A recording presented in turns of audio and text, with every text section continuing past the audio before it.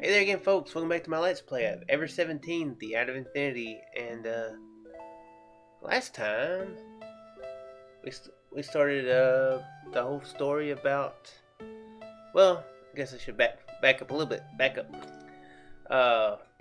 The kid and Sarah, finally confronted Sagumi about her being their mother. Pretty emotional moment. And now we're seeing the whole story with Sagumi after the original disaster. I'm still foggy on these events, but that's where we're at pretty much. Takashi died, but he passed on his legacy, and now we're in between the two events, I guess you could say. So let's find out how Sagumi wound up back there again and what the crap is going on there again. The end of the day, Sagumi worked for next to nothing at a sewing factory while the babies stayed at a daycare center. She spent every day glued to a sewing machine from early morning to 4 p.m. and after that she would spend time with the babies. Her wages were very low and of course they were poor. She couldn't even afford disposable diapers. Sagumi collected small scraps of cloth leftovers from the factory and sewed diapers and clothes for the babies. Despite the harsh living conditions, the babies were growing healthily. Their life was a peaceful one, and although they were poor, the poverty didn't threaten them. They were content. The three of them were always smiling. Mama, Mama. Oh, Chammy, Chammy. They were already beginning to talk. The boy had started walking a few steps at a time. The girl was able to stand barely as she held on to things. The girl had begun to speak, "Oh, Chammy, Chammy," which is very unusual for a 1-year-old. The boy, it seemed, grew faster physically, and the girl grew faster intellectually. Sagumi tenderly watched over their cute gestures. She was filled with happiness. May 7, 2019. Okay. Anniversary time, so it seemed. The two babies were 15 months old. Sagumi had taken them to the beach.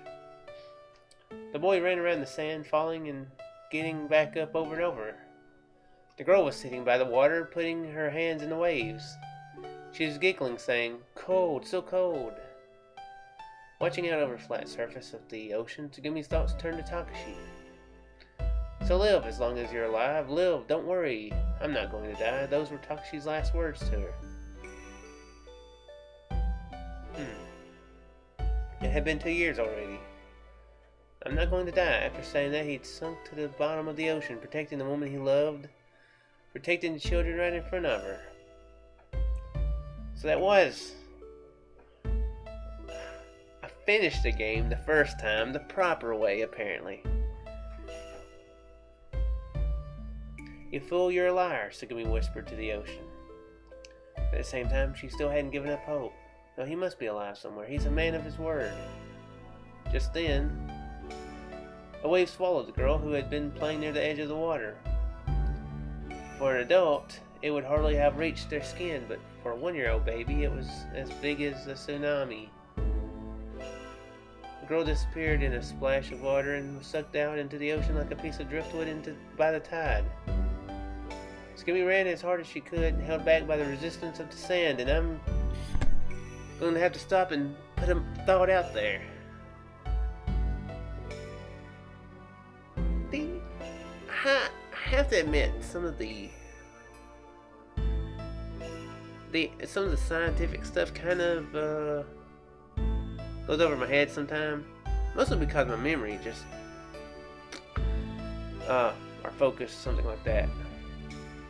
He was saying that they weren't going to be able to be that the babies wouldn't be puree unless both of the parents were, or something like that. What was it he said exactly? He said, well, I do know what he said, that for a fact, since Takashi was pure human, it wasn't going to happen. However, we already know that the kid and Sarah can see heat So are they affected by Curie? And if so, then she might not be. It's crazy there because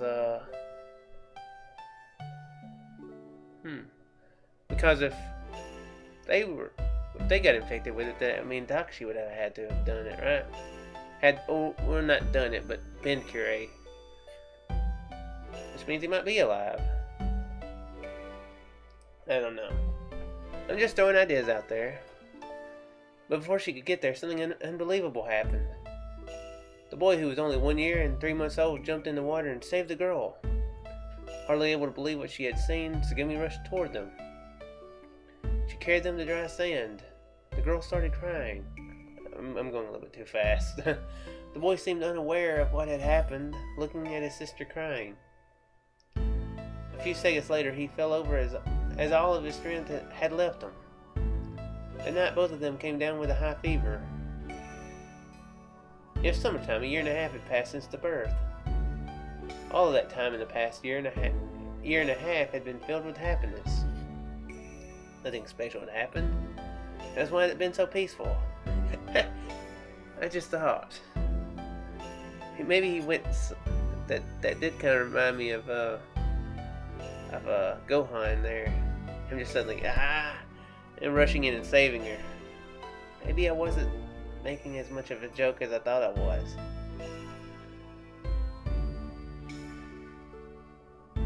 The boy was a wild one, and Sagumi could hardly take her eyes off him for a second. He constantly was putting everything, even Chammy, in his mouth. That's an interesting view of Sagumi there. Actually, it's probably the first time you really get to see her happy. Any electric appliance that he touched seemed to break, and he wouldn't stop jamming metal wires into the outlets. The girl wasn't quite as much of a challenge since she moved about less, but still Sagumi had to put up with her stubbornness. She refused to eat things she didn't like, and when she got in a bad mood, she wouldn't stop fussing. No matter how much Sagumi warmed her, she wouldn't stop playing with her brother's hair. She'd always demand for more Chammy, more Chammy. Those days were filled with being buffeted about by her 2 rambunctious children. But no matter how challenging, even those days were filled with happiness. At night, all 3 of them slept together, cuddled up on a thin mattress. Mama, Mama, Chammy, Chammy. Talking in their sleep, the 2 babies sought their mother's touch. Looking down at their sweet innocent gestures, Sagumi felt bliss she had never known. Okay, red screen. Oh man, my face looks weird. Wow, that does look weird. Red screen. I'm guessing it's a bad moment, right? Man, that really does look weird.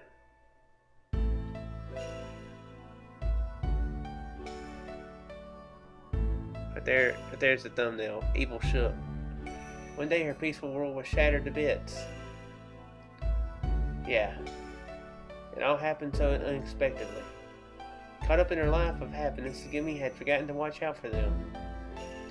She didn't know how they had found out, but they had somehow gathered information and showed up without warning.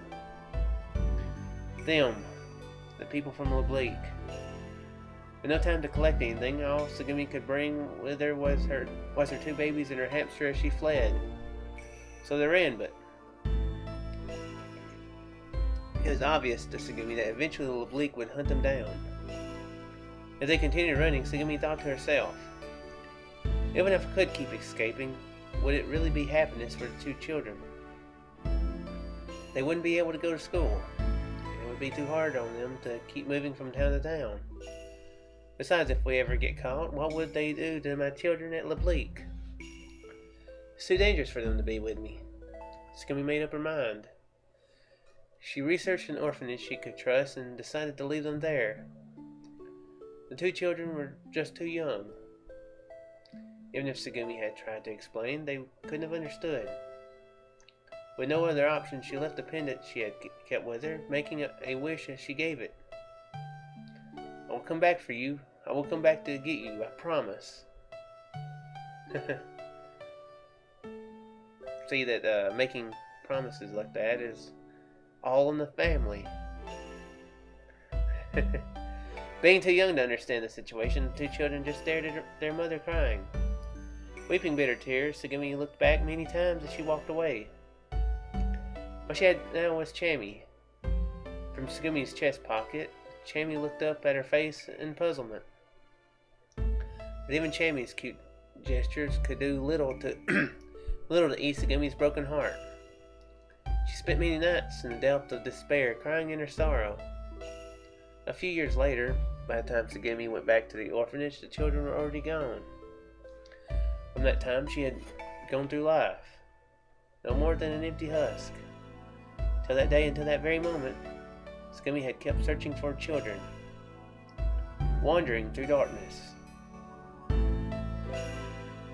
Sagumi finished telling her story and closed her eyes gently. She never once mentioned the names Hokuto or Sarah in the story, as the names weren't the names Sagumi had given them. They're gonna say that someone else had named them Hokuto and Sarah. So they're gonna say that's why Hokuto didn't feel like his real name. Cool thought. I left Sagumi and Sarah. I wanted to stay with them forever, but it wasn't possible. There were still many unsolved matters that I needed to take care of. Listening to Sagumi's story had caused me to suddenly remember something. I had received a phone call before coming to LeMU. Over the phone, a voice had said to me, "If you come to LeMU, you can see your mother and sister." Oh, so that was it. Before the accident took place, I'd been waiting for someone at the rest area. It must have been my mother and Sarah.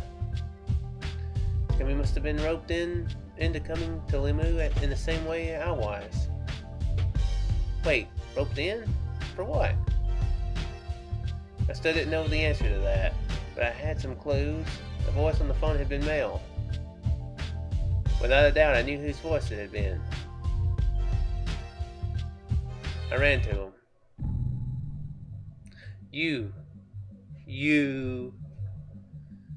You aren't Takeshi Kurinari. Barging into the rest area, I demanded an answer from the man in front of me. I couldn't call him Takeshi anymore. This guy had been deceiving us the whole time. Don't play dumb. I know the real Takeshi is Sarah Zama's father.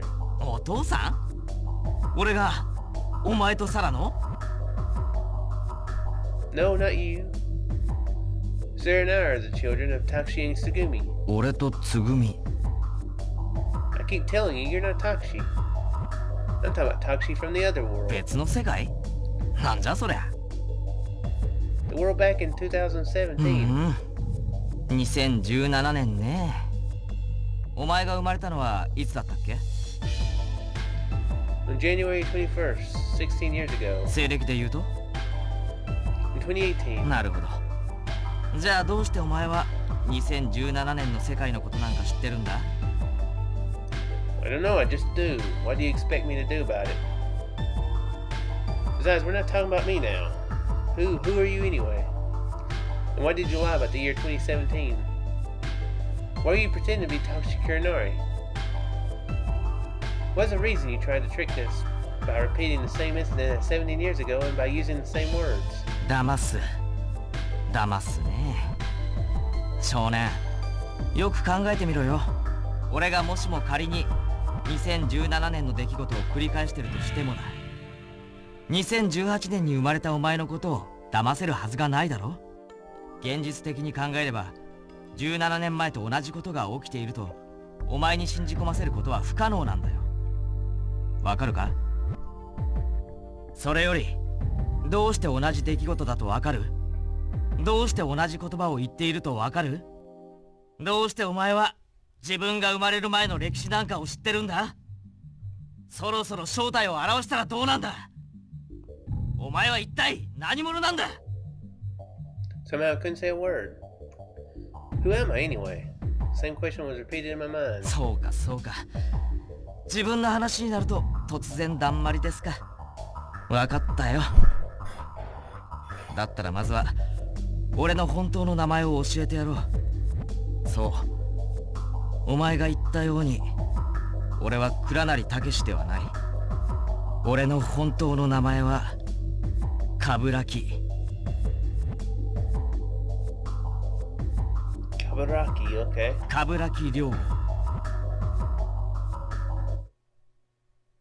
冠城吾。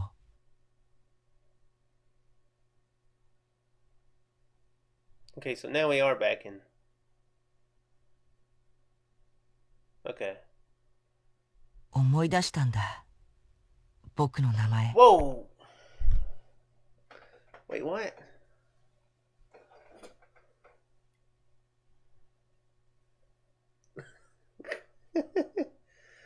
Okay. The other peoples were the same peoples. Okay, well, that's cool. Well, that answers my question in one single shot. The kid from before is the Takashi now. That's perfect. Okay. The kid repeated it slowly. くは古い木。涼しい剣。Ryogo Kaburaki? So I see. Way to go. I smiled and patted his head. The young Kaburaki smiled shyly. Without a word, the young Kaburaki went behind the statue and started scratching. He had a screwdriver in his hand. Ryogo Kaburaki. With thin, sharp writing, the young Kaburaki carved his name deeply into the statue. He must have been pretty happy to have remembered his name. Or was it so that he wouldn't forget it again? Although I didn't know the reason, he carved his name into the statue. He continued on. Without stopping his hands, he also carved the following letters. Kokoyagami. Ibisei Harukana Tanaka. Sagumi Komachi. Sora Akinagasuki. Takashi Kirinari. Pipi and Chami. The young Kaburaki carved all of our names who had been confined there. Here. He smiled happily after finishing up. The statue kept silent with his hand on the chest.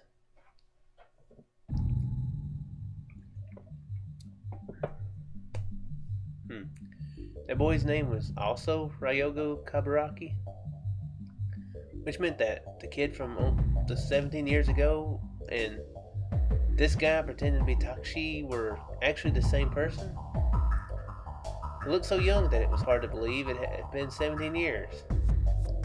If the young Kaburaki was 15 years old, that would make him 32 years old in this world. The Kaburaki I spoke to looked around 20. There was no way he could have been over 30 years old, which meant, before I realized it, the man who called himself Kaburaki had disappeared. He had left a while before. I'd been standing there lost in thought for some time. I remember back to the scene in 2017, which I had just witnessed earlier. It really does explain why they decided not to have every person voiced. Because that would give it away pretty easily. You know, if the kid had a different voice, the kid would have to logistically have a different voice in the kid's version than he would in Takashi's version. So I guess that's the reason that they did that. You know, the person whose eyes you're seeing, you never hear their voice. I went around one of the statues as if being called over to it. On its back were carved childish stick figures. 6 human-like figures and 2 unfamiliar animal shapes were drawn there. What? I looked at the statue. The statue pointed south. I looked at the back of the other statues as well. Surprisingly, there are similar drawings on the statue pointing to the sky.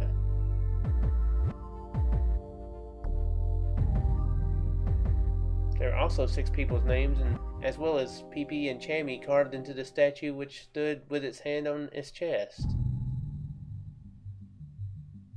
There was no writing on the statue pointing east. Oh, just what is this supposed to mean? I'd have to look it up, but did each version, did they use a different statue or something?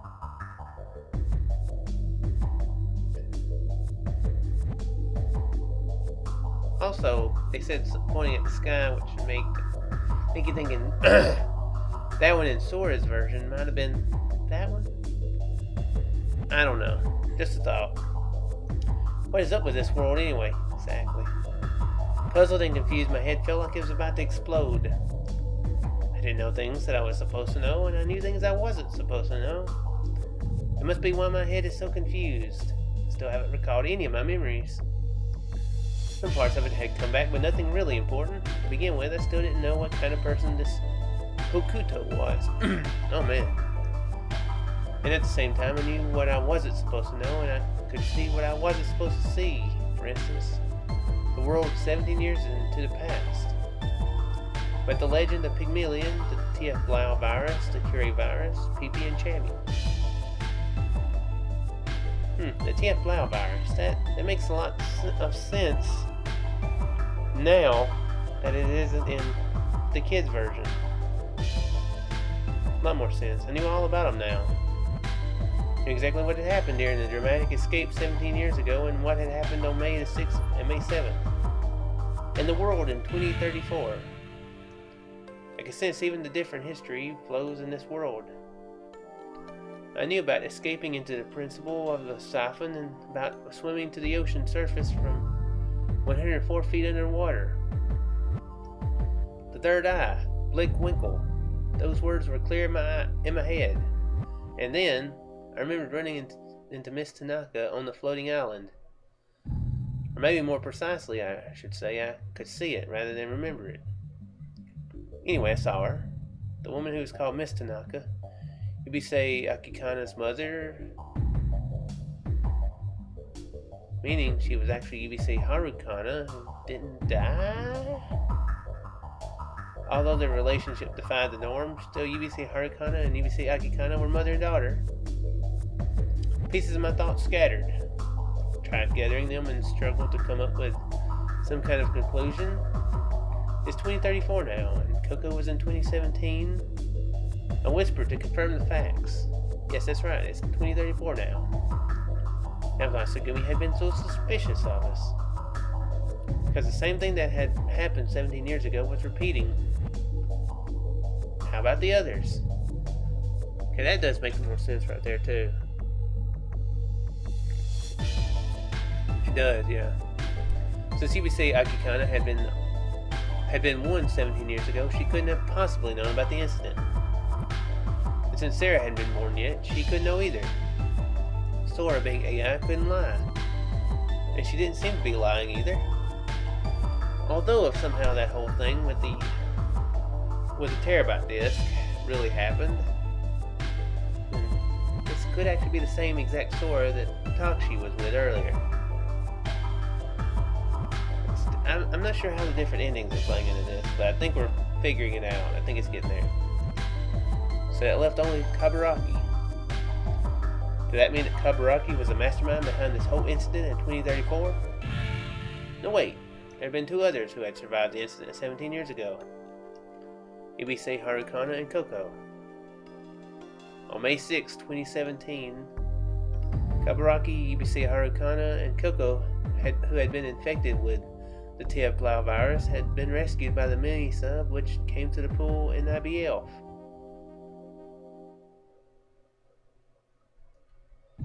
Oh wait, how did 3 of them recover from the virus after they had been infected? Because of the injection of antibodies made from Sugumi's blood.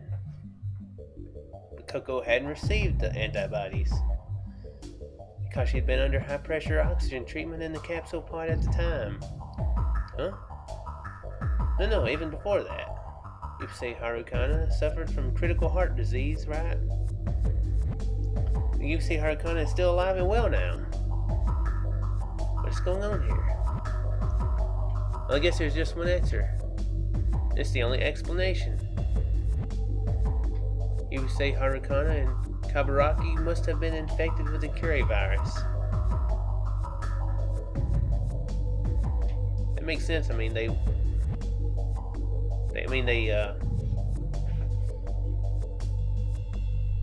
well, I don't know. Depends on how the Curie virus is transmitted.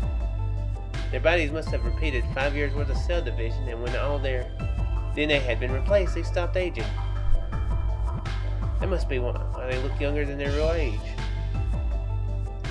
And you say Harukana's heart disease would have been fixed by the Curie virus. But still, is that really what happened? In a different history flow, Kaburaki couldn't see the image of Independent.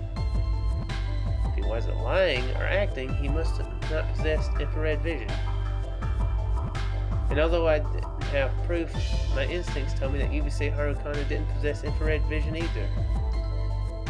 Then again, in the world 2017, Sagumi had mentioned that she was special among carriers of the Curie virus. Perhaps she was a rare example of DNA replacement that had taken place safely over the whole body. That meant Yusei Harukana and Kaburaki were not complete Curie then. But it didn't seem to me that there could be any such thing as an incomplete Curie. It's no use. I can't figure it out. But I still had a far serious matter to deal with. I needed to think about this problem first. The problem was, how was I able to sense incidents that had taken place before I was born, or in separate time continua? Yes, that is a very important thing to know, and I want to know. And why is the same accident as 17 years earlier taking place again? Another vital thing to know. It couldn't have been a coincidence. Obviously, someone had planned it. There was only one clue. Coco. I wanted to see Coco. I thought that Coco would know everything there was to know about this incident. But how could I find Coco, who seemed to just pop up randomly? Oh, I know. I had a sudden inspiration. I had a hunch. I thought there for a second, a couple minutes ago, when he was talking about all this, that Coco might be the mastermind, but I don't think she is. I mean, although the best villains are the villains you don't expect to be villains, that all the evidence points against them and they're able to be villains, very villainous villains of evil. Anyway, but I don't think it is. At this hour on the field, Coco would show up in the Cosmic Well Room.